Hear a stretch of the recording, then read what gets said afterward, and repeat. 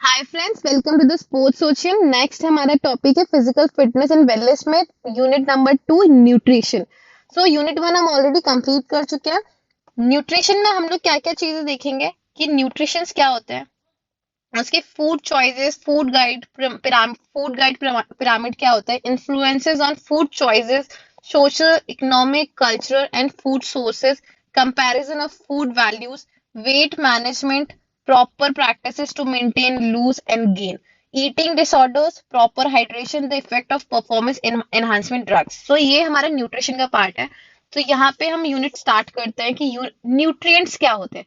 तो न्यूट्रिएंट्स वो होते हैं जो हमारी बॉडी की जरूरत होती है किस चीज के लिए, growth and energy and overall health के लिए, कि आपकी बॉडी में कैसे एनर्जी सप्लाई होगी, क्या ग्रोथ करने के लिए या फिर ओवरऑल हेल्थ के लिए जो भी सब्सटेंसेस हमें रिक्वायरमेंट होती है बॉडी में, दैट इज न्यूट्रिएंट्स। न्यूट्रिएंट्स की क्या क्या कैटेगरीज होती है, मैक्रो न्यूट्रिएंट्स होते हैं, माइक्रो न्यूट्रिएंट्स होते हैं। मैक्रो मतलब जो ज्यादा अमाउंट में चाहिए होती है, माइक्रो मतलब जो हमें कम अमाउंट में चाहिए होती है। सो मैक्रो न्यूट्रिएंट्स के पार्ट है carbohydrates, proteins and fats. Micro nutrients में आपके विटामिन एंड मिनरल्स आते हैं। आप ये मैक्रो न्यूट्रिएंट्स हमारी बॉडी में लंबे समय तक स्टोर रहते हैं, एंड माइक्रो न्यूट्रिएंट्स हमें रेगुलर बेसिस पे चाहिए होते हैं बिकॉज वो फ्लश आउट हो जाते हैं। ठीक है। सो नेक्स्ट आता है nutrition labelling information. Nutrition labelling information क्या होती है कि serving size, calories, nutrients, percentage of daily value, मतलब जो भी आप कोई भी प्रोडक्ट अगर आप खरीदते हैं, खाते हैं, तो उसके आपके बैक साइड रैपर में देख सकते हैं कि उसमें क्या क्या इन्फॉर्मेशन दी है, जिसमें आपका कैलोरीज कितना होता है, न्यूट्रिएंट्स कितना है, फैट परसेंटेज कितना है, कार्बोहाइड्रेट्स, प्रोटीन आप डेली कितना कंज्यूम कर सकते हैं, दैट इज न्यूट्रिएशन लेबल। ठीक है। अंडरस्टैंडिंग द लेबल, जैसे identify hidden sugar, sodium and unhealthy fat, making informed choices using nutrition level for healthier and food selection. ये अब आपको ये समझना है कि न्यूट्रिशन लेवल क्या होता है। आप कोई भी अभी भी आपके घर में अगर मैगी का पैकेट होगा, बिस्किट का पैकेट होगा, आप उसको उठा के देखेंगे तो उसमें काफी सारे लेबल्स होते हैं पीछे लास्ट में। तो उसमें आपको काफी सारी चीजें मेंशन होती है कि सर्विंग साइज क्या है, कैलोरीज क्या है, न्यूट्रिएंट्स क्या क्या डले हुए हैं उसमें, आप डेली कितना परसेंटेज पे आप उसको कंज्यूम कर सकते हैं। बहुत सारे चीजें फैक्टर्स होती है जो हमें समझना होता है, जैसे कि आइडेंटिफाई हिडन शुगर्स, क्या क्या फैक्टर्स है जो आपके शुगर में किस तरीके से कंट्रीब्यूट कर रही है, उसमें सोडियम, अनहेल्दी फैट्स कैसे है। ठीक है।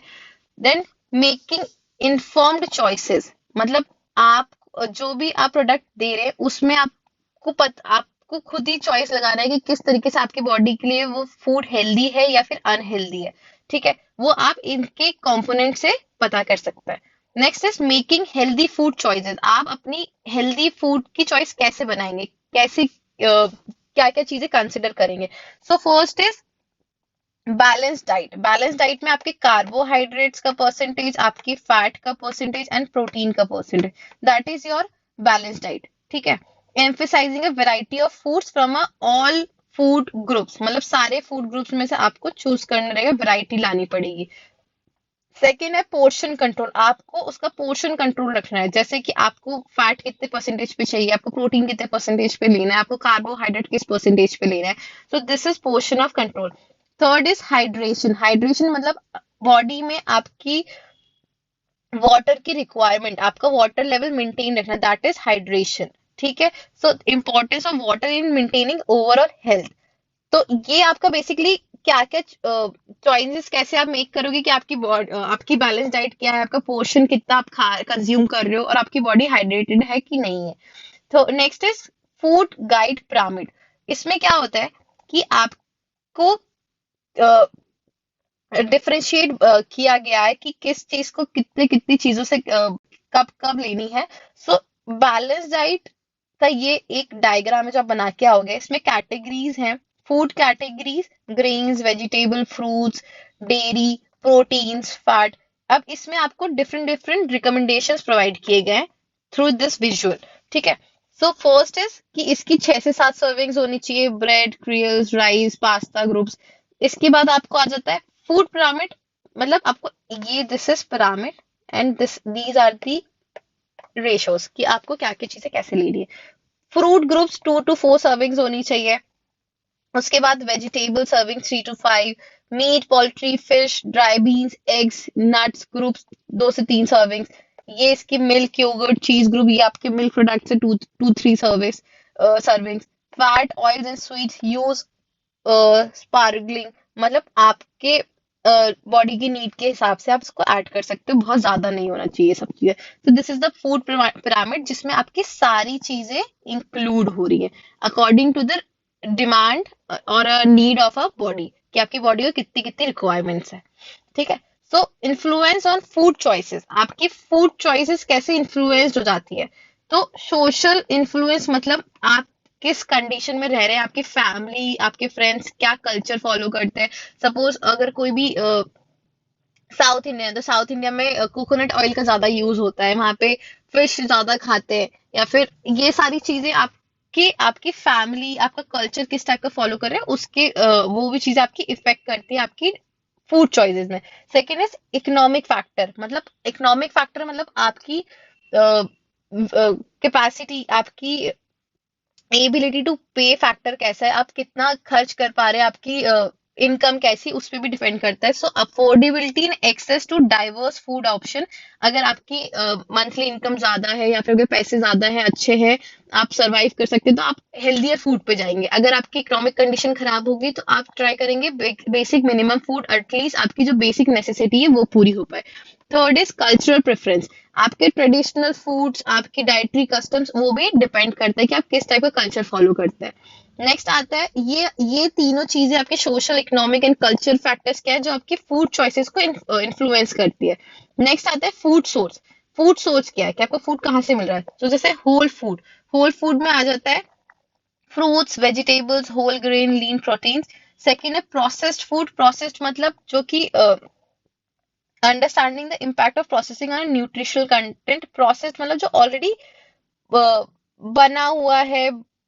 एग्जैक्ट प्रोसेस्ड फूड का एग्जैक्ट मीनिंग मैं आपको बता देती हूँ यहाँ पे, 1 सेकेंड। जो पैक्ड फूड होता है उसको आप समझ सकते हैं। हाँ देखो, processed food is any food that has been altered in some way during a preparation. Food processing can be basic freezing, canning and cooking. So these are the processed food. ठीक है। नेक्स्ट आता है हमारा nutrients density, आपकी food में कितना nutritious है, कितना बेसिक है, कि सिर्फ और सिर्फ बना मतलब कुछ में ऐसे कुछ न्यूट्रिएंट्स नहीं, बट आप उसको खा रहे हो, तो वो आपकी डेंसिटी मैटर करती है कि आप जो भी फूड ले रहे हो उसमें कितना सोर्स ऑफ न्यूट्रिएंट्स है। ठीक है। तो choosing foods rich in essential nutrients, मतलब आपको ऐसा फूड चूज करना चाहिए जिसकी रिचनेस ज्यादा हो, जिसमें न्यूट्रिएंट्स ज्यादा हो। ठीक है। नेक्स्ट आता है कंपैरिजन ऑफ फूड वैल्यूज। आप फूड वैल्यूज को कैसे कंपेयर करोगे। कंपेयर कैसे करोगे कि आपका उसको न्यूट्रिएंट्स कंपेयर करने पड़ेंगे, किसमें ज्यादा न्यूट्रिएंट्स हैं, आपकी बॉडी की रिक्वायरमेंट फुलफिल हो रही है कि नहीं हो रही है। सेकेंड है रीडिंग लेबल्स, आप उस प्रोडक्ट के पीछे लेबल्स पढ़ेंगे कि उसमें क्या क्या न्यूट्रिएंट्स वैल्यू है। थर्ड इज डाइटरी गाइडलाइंस, मतलब हमें हमारी क्या क्या गाइडलाइंस, हमें किस टाइप का फूड लेना है, दैट इज डाइटरी गाइडलाइंस। ठीक है। वेट मैनेजमेंट क्या होता है। वेट मैनेजमेंट मतलब हमें अचीव करना है एक हेल्दी वेट को, क्या करके, through proper practice. Achieving and maintaining a healthy weight through proper practice, मतलब आपको प्रॉपर डाइट लेके, प्रॉपर फिजिकल एक्टिविटी करके, जो आप अपनी बॉडी का वेट मैनेज कर रहे हो, किसके कंपैरिजन में वेट मैनेज कर रहे हो, अपनी हाइट के कंपैरिजन में। इसका बीएमआई कैलकुलेट करने का फॉर्मूला होता है वेट अपॉन हाइट का square, it is in metre. Normal weight range क्या होता है, अंडर वेट कैटेगरी क्या होती है, ओवर वेट क्या होती है, ओबीस का क्या होती है, सारी आपकी वेट मैनेजमेंट की कैटेगरी में जाता है। इसकी इंपॉर्टेंस होती है, इन्फ्लुएंस करता है आपके overall health, wellbeing and longevity, मतलब लॉन्ग लॉन्ग लाइफ के लिए। Next is proper practice for weight management. कैसे करोगे आप वेट मैनेज, कैसे करोगे आप, अच्छी डाइट लेके, प्रॉपर डाइट लेके जिसमें प्रॉपर न्यूट्रिएंट्स है, रेगुलर एक्सरसाइज करके, incorporating physical activity in daily routine. Third is portion control, मतलब आपको अपनी डाइट का और जो भी चीजें हैं उसको पोर्शन कंट्रोल करके रखना। ये नहीं कि आप ओवर ईटिंग कर रहे हो या फिर अंडर ईटिंग कर रहे हो, डाइटिंग कर रहे हो, नहीं, आपको बैलेंस डाइट लेनी है। उसमें आपको ध्यान देना कि ओवर ईटिंग नहीं कर रहे हैं आप लोग, अंडर ईटिंग नहीं कर रहे हो, ठीक है, that is portion control. Fourth is lifestyle choices, आपको अपनी सफिशिएंट स्लीप लेनी है, प्रॉपर वर्कआउट करना है, स्ट्रेस मैनेज करना है, प्रॉपर डाइट लेनी है time to time, that is lifestyle choice. आपने कैसी अपनी लाइफस्टाइल को मेंटेन कर रखा है, that is these are the practices, these are the pointers, ताकि आपका वेट अच्छे से मेंटेन रह सके। उसके बाद वेट लॉस करने का क्या क्या तरीका है, ठीक है, तो इसमें है कैलोरिक डेफिसिट, मतलब आप वर्कआउट करोगे तो आपकी कैलोरीज कम हो जाएंगी, ठीक है, आप या तो फिर कल कम कैलोरीज ले, आप मतलब अनहेल्दी फूड ना खाएं, that is a pointer for the weight loss. Second is exercise routine, आपको है अच्छा अच्छा सा एक्सरसाइजेस करना रहेगा डेली बेसिस पे। Third is mindful eating, mindful eating मतलब ये नहीं कि आपको भूख लगी है, नहीं लगी आप खाए जा रहे हो, नहीं ऐसे नहीं, आपको जितनी आपकी बॉडी की रिक्वायरमेंट है आप उतना ही खाएं। फोर्थ इज ग्रेजुअल चेंजेस, आपको अपनी लाइफ में जो भी आपकी रिक्वायरमेंट है उसके अकॉर्डिंग आपको चेंजेस करना, दैट इज ग्रेजुअल चेंजेस, ठीक है।